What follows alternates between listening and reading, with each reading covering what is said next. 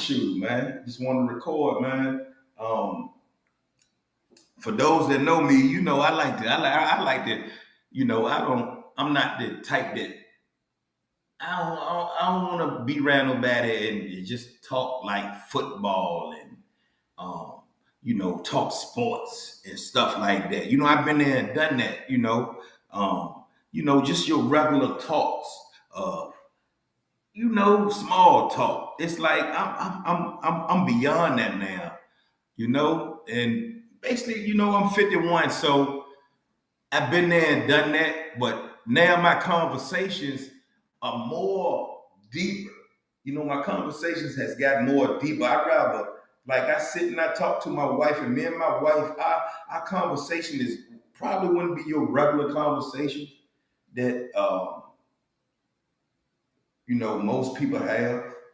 We always digging in deep into things of, one of the things that people talk about, me and my wife, we used to always talk about like the earth being flat and the earth being round, things like that, And one thing my wife, because I was a big flat earther, and this is not a flat earth, globe earth video, but I'm just telling you the conversations that me and my wife used to have previously. And I was a big flat earther. And my wife said to me, she said, well, baby, well, why when you look at the moon, she like, well, the moon don't look flat to me. And I was like, kind of made me like, I had to be like, well, damn, you right, baby. You definitely right about that. So, that made me think, and things, with I started to think, started to research, and I understand that, in the Bible, and this is nothing against nobody to read the Bible, man, because what you believe in, that's you. You feel me? Whatever you believe in and whatever you subscribe to, I'm not mad at it, because that's your truth. Your truth is your truth. What you make your truth is your truth, and the same with me. So, but in the Bible, it talks about like the earth on pillars, like it's stationary, it don't move. And I'm like, one thing about the creator, and the creator I'm talking about is not a man that you can see. It's not a man that has to go looking for Adam or Eve in them, you know? I don't believe that the creator is a man.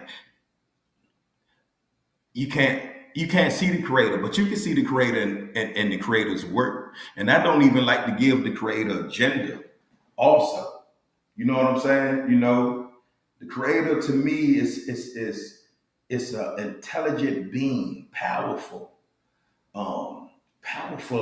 light, consciousness, just a powerful being that has created things through the vortex, through the creator's vortex.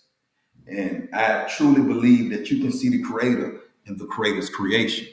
And that's one of the reasons why me and my wife don't eat dead animal flesh, because we understand that the creator put everything here for a purpose, and it wasn't for us to chew on it.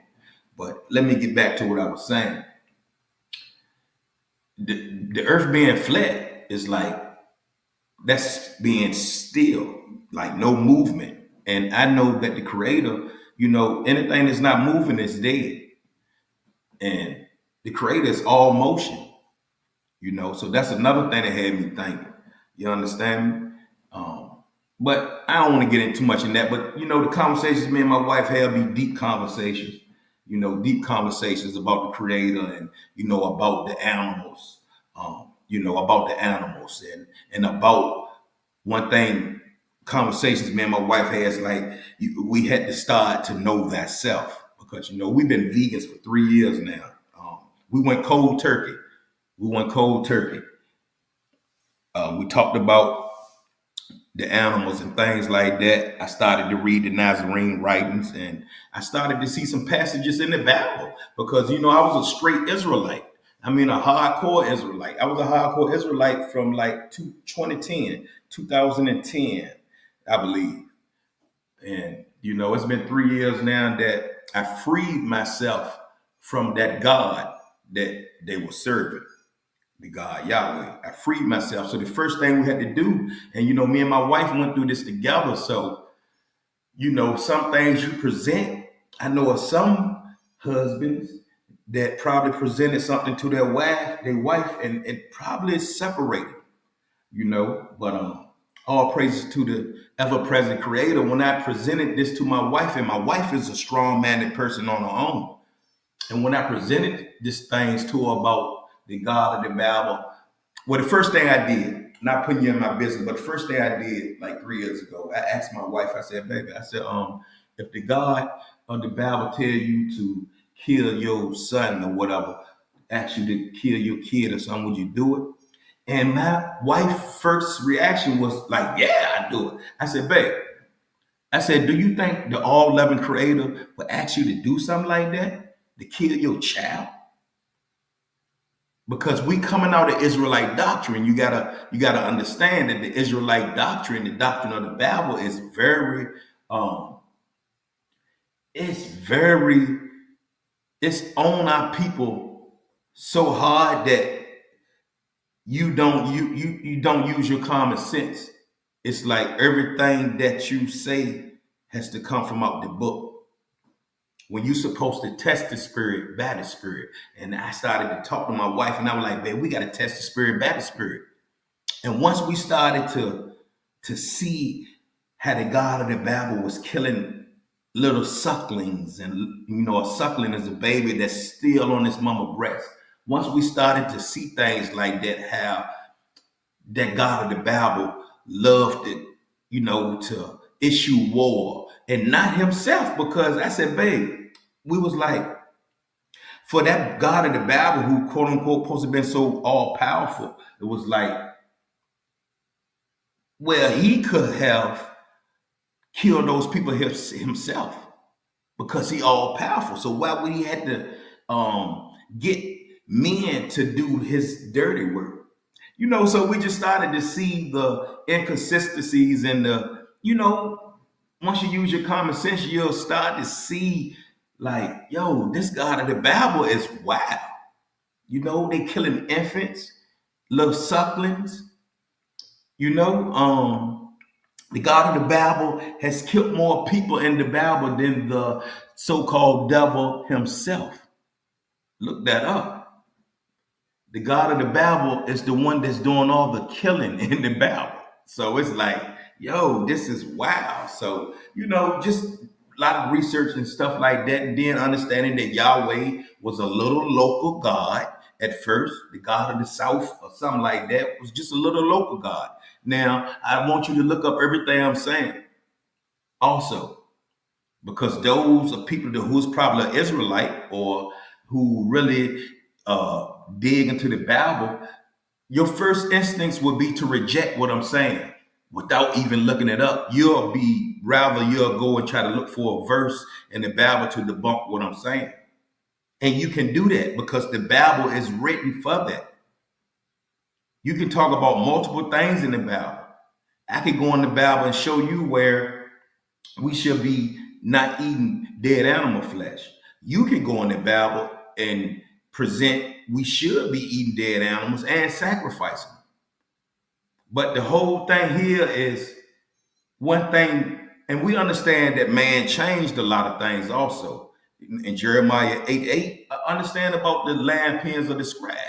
That they scribed the book to be changing laws, and to be what they wanted it to be. Those who believe what they believe, they scribed it in a different way. The priesthood and all that, it was wicked. The God of the Bible was wicked. The God of the Bible is a man. The God of the Bible is in the shape form of a man. The God of the Bible is gets jealous. The God of the Bible had people in there fighting over land, killing little infants. What else? And this is all common sense. And when you get into these conversations, you can't let your belief get in the way, because your belief will get in the way. And you can't let your belief overpower truth. you know. So also Elijah, according to the Bible, I believe Elijah was a prophet, and it was some young kids, and they was calling Elijah bald head, joking. You know, they was joking. Like, look at you, bald head. And do you know Elijah turned around and said, in the name of his Lord, that he sent out, I think, 40 she bears to maul those kids that was joking on him. Now, come on, let's be real. In the name of his Lord, and that was Yahweh. I don't care if you want to say Yahuwah, whatever name you want to call it, the God of the battle. But we know it was Yahweh. That right there in itself is crazy. You got to just use your common sense. Now, where I'm getting at, I'm not telling nobody, I'm not trying to convert nobody to nothing, because for real, we don't rock with titles. We just follow the laws that the Creator has given us. And what are those? It's the laws of the universe. That's one thing man can't change. Man cannot change the laws of the universe, but man can change laws and books. You know, man can change the laws and books. That's real easy. Do you know how many scribes then scribed and re-scribed the Bible? You know, that's why I don't believe nothing 100% true in no book I read it. Even if the Essenes book, the Nazarene text, the Bible, it doesn't matter. The Essene Gospel of Peace, it doesn't matter. I don't rock with everything. Just like the Essene Gospel of Peace, that's a good read. But it talks about you could drink goat milk. I'm not drinking goat milk because I'm not a goat. I'm not a baby goat. So I drink coconut milk. I understand that the people had their hands in every book, and you can do that. That's very easy.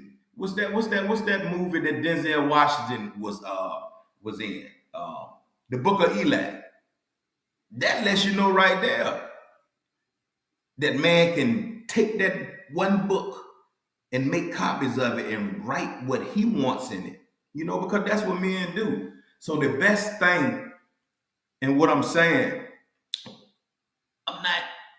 When I talk about the God of the Bible, people will think like, oh, he's atheist or something. No, I just don't believe that the God of the Bible is the creator.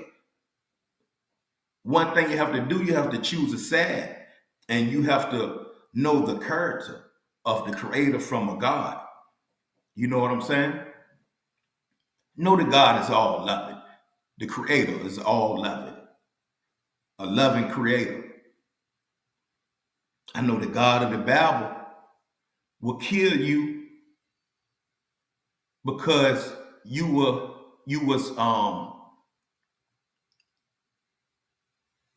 stacking wood for a fight. He'll kill you. Things like that. Um, Not wearing your fringes. Just killing people for little stuff, for little things. And it's more in the Bible that God of the Bible was doing. Just killing people. Even it's crazy. People get raped in the Bible, but they try to make it seem like no, the God of the Bible didn't sanction that. Yes, he did. You could take somebody later if you go to war. If you go there and war against them, and you win, you can take their wives because you didn't kill the husband. Like, stuff just crazy, man. But it's common sense though. But I ain't trying to down talk nobody or what they believe in. But only thing I can say is chew the fruits, chew the vegetables, and spit out the seeds and whatever you read. Now, why I take stuff from the Bible? Yes, when it got to do with love, anything that has to do with love, I'm cool with that. I'm cool with that. I understand. I understand that. But sacrificing cut off goat heads to a God, and the God was love that smell. That's wild to me.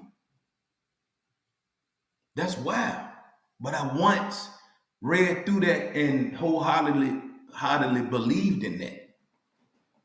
I believed in that. But then I said, well, let me do the research on this and make sure what I believe in is true. Because if this has to do something with your soul, shouldn't you want to fact check that and see if what you're believing in is good? Because that's what I did. And plus, I'm married. So I got to make sure that I'm leading my wife, even though my wife right beside me, we lead each other because I may do something. She be like, no, baby, that ain't right. My wife is wise. Your women are wise. And it's a blessing to have a wise woman. A wise wife is a blessing from the creator. And I'm glad I got one. She has her own mind. If I'm off on something, she'll be like, that sound kind of off, babe. And you know what I do? I don't look at her like, yeah, I know what I'm talking about. No, I'd be like, okay, well let me look into this a little more, babe. And most of the time, if I'm off, my wife be right about it, and end up coming back with it, getting it right, and be like, you know what, babe, you was right. But that's another thing the Bible does. Paul hated women, but people don't like when you talk about Paul, you know. But that's another story. Excuse me, another story. But it's all about love, man, and sacrificing innocent animals to atone for your sin. Blood being shed for your sins. Blood. Blood. Don't you know? In order for you to get something right in your life, you have to turn from what you was doing. That's how you right your wrongs. But you know how people feel about the Bible, man. They kind of let that take over them. They kind of don't think for themselves. But the Creator has given us common sense. But common sense not common these days. And we're not using it. They did a lot to us, man. A lot of brainwashing.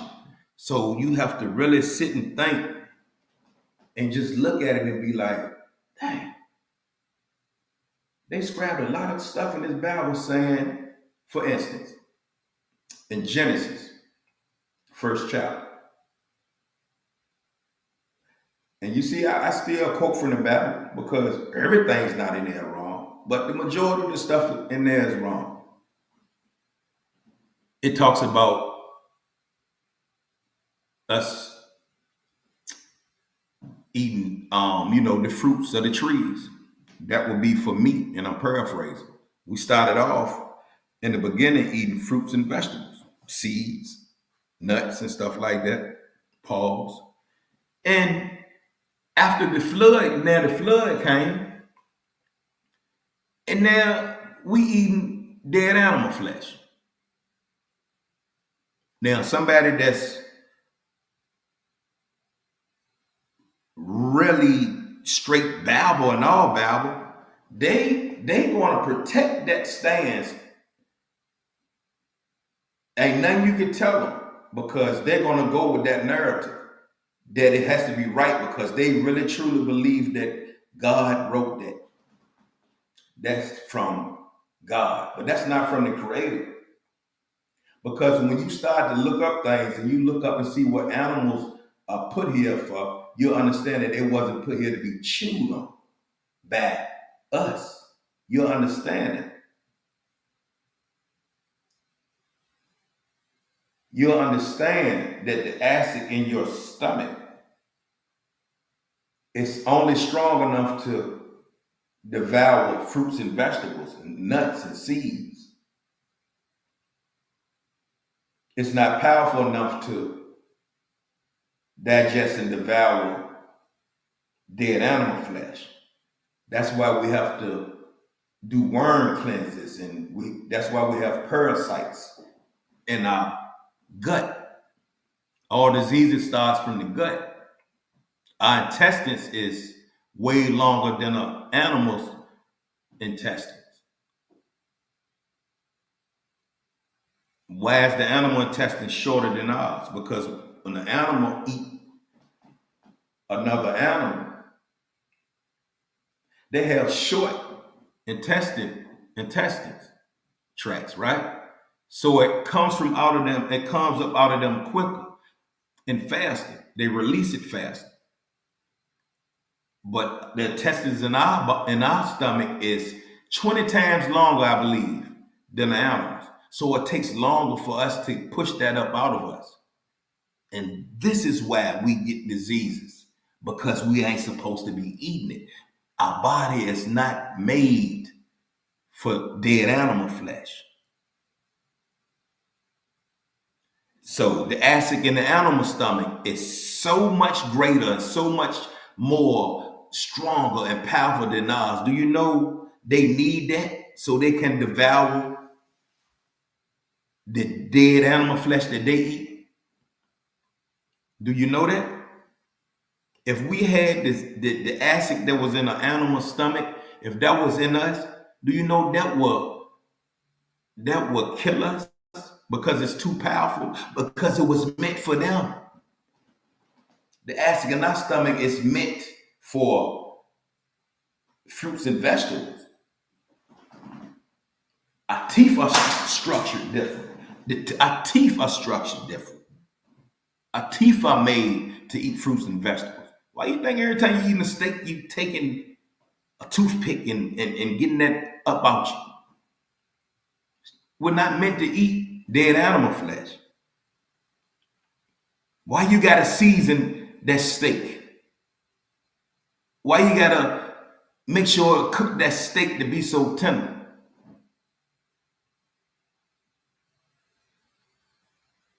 It wasn't meant for us to eat that.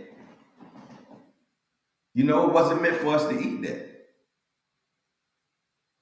So, like I said, our teeth are structured different. It's not meant to chew on dead animal flesh. Scientific fact. But people still do it.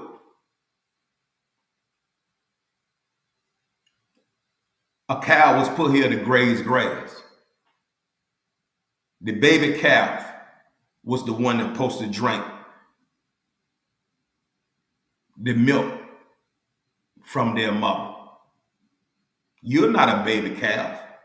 Even when the baby calf gets to an age that it no longer needs its mother milk, it gets off its mother breast.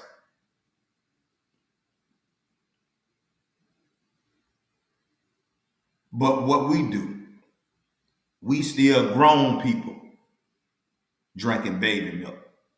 That's wild. You know what I'm saying? That's wild. A bunch of pus and blood. You know? But a cow grazes grass. If you got a farm, that's why when you see, if you travel, you go past, Oklahoma, even in Virginia, Prince George, when you go across, country, when you travel through country areas, you'll see all the cows grazing grass. So what that do is they graze grass and they make your soil good enough to plant things in it. That's what cows do. That's what cows do. They do everything for you. Every and they raise their young up to graze grass also. And that's why they drink their mama milk to make them strong. Because they graze grass. And the animal all has certain things that they do on this earth. So when people say, "Oh man, I eat the clean meat," you eating pigs and you eating the unclean meat.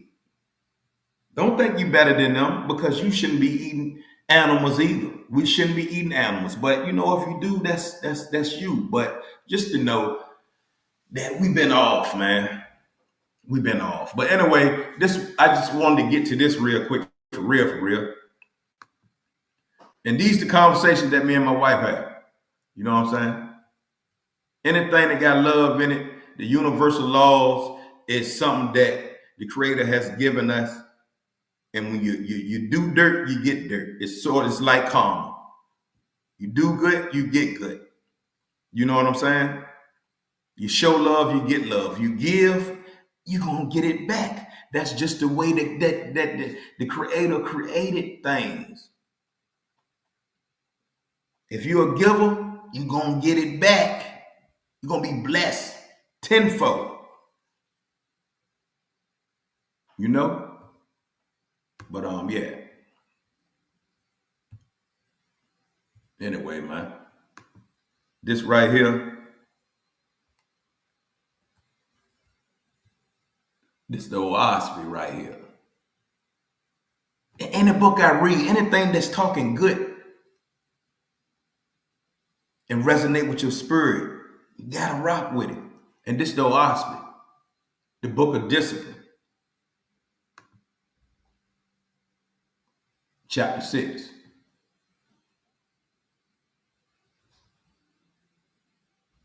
And it reads, "O man, apply yourself to understand the spirit of my discourse. For herein shall you find the key to the Father's kingdom. These are the rules of the..." Come on now. Don't do me like that. Let me see. Don't do me like that.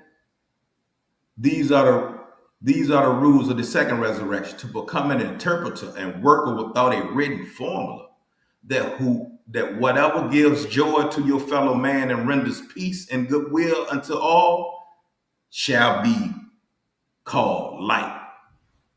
That whatever gives sorrow to your fellow man or discouragement to others shall be called darkness. As to find fault with another or to aggravate unto displeasure shall be called darkness. But to make another's burden light, to encourage him into strength and happiness shall be called light. To be forever complaining about this or that shall be called darkness. To be forever imparting cheerfulness shall be called light. Now, therefore, whoever becomes a member of my kingdom shall practice light, but whoever practices darkness will depart away from my kingdom of his own accord.